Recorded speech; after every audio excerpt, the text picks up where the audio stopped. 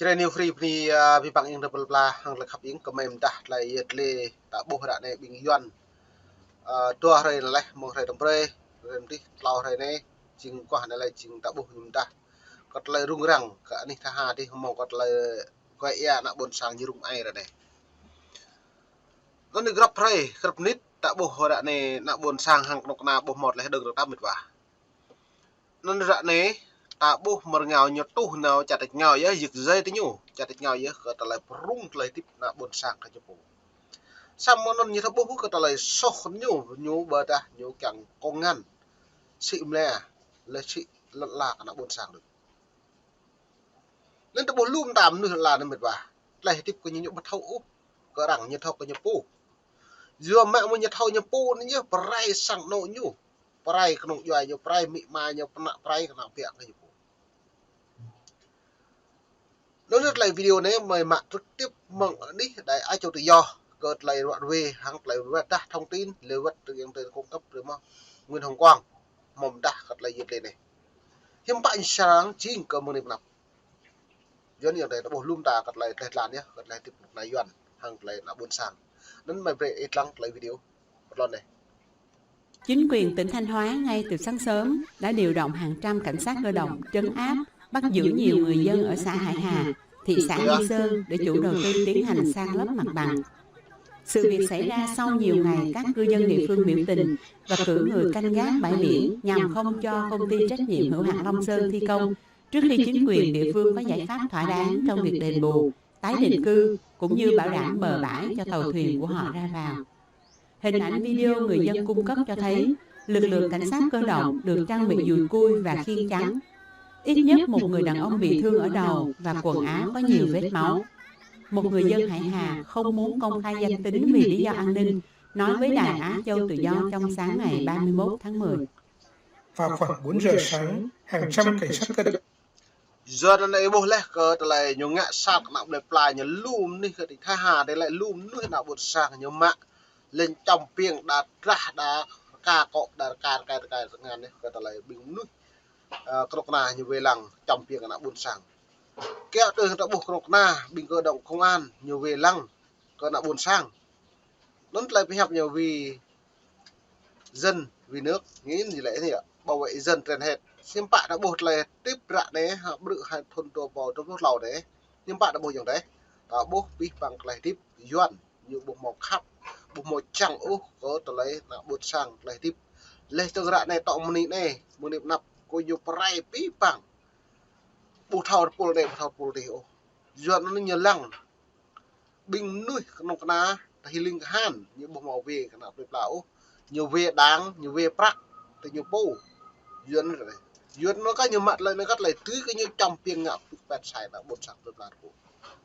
yuan một phải nên mình về mở được cắt lại lên này được điều động xuống hiện trường và đẩy người dân chúng tôi ra khỏi bãi biển. Khi chúng tôi không chịu đi thì cảnh sát cơ động dùng dùi cui đánh đập chúng tôi. Nhiều người bị thương ở đầu và chân tay. Họ còn bắt nhiều người và đưa đi khỏi hiện trường. Một người dân khác có mặt ở hiện trường khi việc trấn áp xảy ra nói với RFA trong điều kiện ẩn danh. Có hơn 10 người bị đánh sứt đầu hoặc xây xước chân tay, còn số người bị bắt là 16. Họ bị đưa đi lên công an thị xã Nghi Sơn. Bà con định kéo nhau đi đòi người thì bị công an chặn ngay từ đầu làng. Hiện người dân đã bị đẩy lui khỏi bãi biển và công nhân công ty Long Sơn thi công san lấp mặt bằng. Chúng tôi đã thua chính quyền trong việc giữ bãi làm kế sinh nhai. Một người dân khác cho biết cơ quan chức năng đã sử dụng giờ đến tập bộ này nào play là bật thâu nó ngạo họ này dập qua là dập này rung prong prin tầm giờ cơ ta lại giờ cái lật la giờ cái lại nào ya từ đó nào ya nó như xây dựng tôi hàng nào buồn sang như phải nhập như xây dựng break cái nào buồn sang lại xịm lẽ bởi đặc quay ya nó cả cái nào tuy cái chụp lại tiếp lại phi bỏng ai như nào buồn sang mua được xong nào ya cái như càng sân lập như thành lập công ty bộ đa nhiều càng break kéo tôi nhiều lệ nguồn rồi nhiều lại nhiều break của Trung Quốc nhá lên từ xịm lẹ bên đó lên Trung Quốc nhá màu chú thầu bên đó lấy mạng ra lấy quay ya rồi giờ mạng muốn nó buồn sang bộ trung có lại này rung ai đặc biệt là đây bộ lại này màu pha đấy ôi nhiều mạng đoạn màu xây cái buồn sang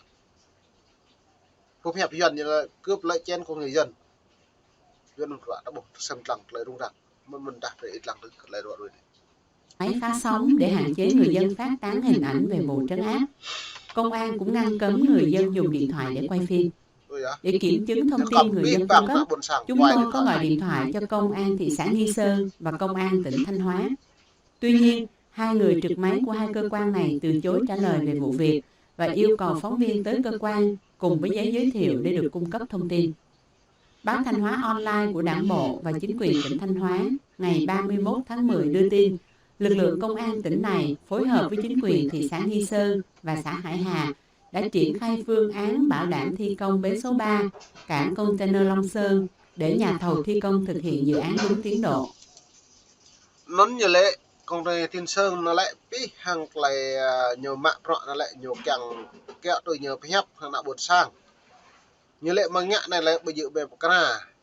càng cơ nạ bột sang cái nào mang nhạ này lại nạ bột sang càng nạ bột sang thao đi bia lại phi bọc. Nó lại nhiều phép nó lại bí bằng rọ như nhạ như lệ một luồng chú thầu nó lại càng phi bằng nạ bột sang sang đôi xăm mắt rú rọ như bạn. Như bữa mà nạ bột sang lại thì bộ như dọc tắt pi tam tam cái nằm như thầu cả nuôi dính cả một con đôi chả một con được cái lấy chả một con từ lấy về lăng lấy chả một con mất lấy chịu lấy chả một con mất từ từ chịu bên dân mạng mừng tay nó nhé bữa nào buồn sáng cái một lấy tiếp dân như vậy đã buộc lại này mình để xem lặng đừng. Bản tin cũng cho biết trong sáng cùng ngày, do một bộ phận người dân xã Hải Hà tiếp tục có các hành vi gây cản trở thi công để điều tra, xác minh, xử lý theo quy định của pháp luật. Bản tin không nói rõ có bao nhiêu người bị bắt giữ và cũng không tường thuật về việc nhiều người dân bị thương và bị cảnh sát cơ động đánh. Hơn một tháng sau khi trại giam An Điềm đánh đập và cùng chân tù nhân lương tâm Trịnh Bá Phương, gia đình ông đã làm đơn gửi. Giờ đến ta bồ đạn này lại bình lại dọn nhà ca bắt học ra ô tàu môn này bắt nạp từng cho ô rau rung lo con này dập ní dập quan bả. Dân đặc xem lăng prap met cơ pran xuyên không nuôi tri buồn sang đạn này lại bình phê đoàn mông Mỹ Hoa Kỳ càng trun đều xem lăng như lệ anh ấy lần chào Việt Nam một lại được ngay lại đáo lệ đâu lại được ngay lại cái càng là phiền ông người lại lần chào Việt Nam thấu đi piat lại xịm nè hàng lại nước chào ra tình cả nó nơi lớn nằm lần xa này xem lăng hiếm pa lại là buồn sang nhiều càng ứng xứ hàng lại bình đẳng bởi đã hàng lại loại cũ có thể nhân từ nhiều pu hiểu pre làm pre cái chào ủng hộ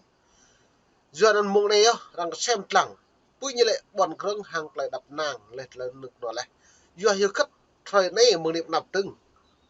nạ buồn sang bộ một lại tiếp lên nó một lại đừng ổ lại bằng lại đừng bọc họ cặp một giờ một lại rung prong trên bãi này là Việt Nam thôn tua bò được lâu đây vật doan vật tre vật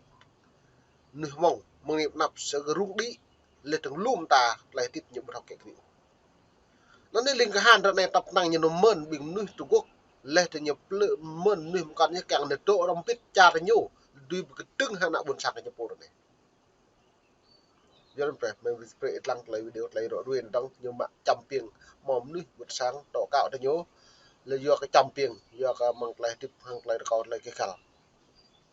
Viện Kiểm sát Nhân dân tỉnh Quảng Nam với yêu cầu điều tra làm tỉnh Nghệ An yêu cầu Viện Kiểm sát Nhân dân tỉnh Nghệ An điều tra xác minh và xử lý theo đúng pháp luật việc trại giam An Điềm nơi giam giữ anh tôi Trịnh Bá Phương đánh đập kỷ luật cùng chân anh Phương tôi 10 ngày ạ. Và cho biết thêm dù gia đình không mong đợi nhiều về khả năng Viện Kiểm sát tỉnh Quảng Nam điều tra sự việc vì các cơ quan nhà nước thường bao che cho nhau, nhưng gia đình vẫn muốn đưa vấn đề này ra công luận, bà lý giải. Chúng tôi làm đơn này để cho công luận biết cái vụ việc trại An Điềm đã đánh anh Trịnh Bá Phương, rồi còn cái việc nhà cầm quyền giải quyết thì chúng tôi không trông đợi gì ạ. Bà cho biết thêm vào cuối tháng 9 giờ nó này boleh kat lại con này dọn nhưng mà thằng đang ngã ta tôi để xem lăng ra này mà đuôi lú boleh một nít mông đung lúc bốc đang lại rung rang dọn krap nít mông này lại video này có mẹ lại video tầm pre lượt lọc lúc xa lên lúc thun tôi bỏ đâu lâu này lại chính cọ bền bền bền vải buồn sạc khắp yên một nít mông đung lúc lâu đang lại trên đây free này ni đã bán đi được vậy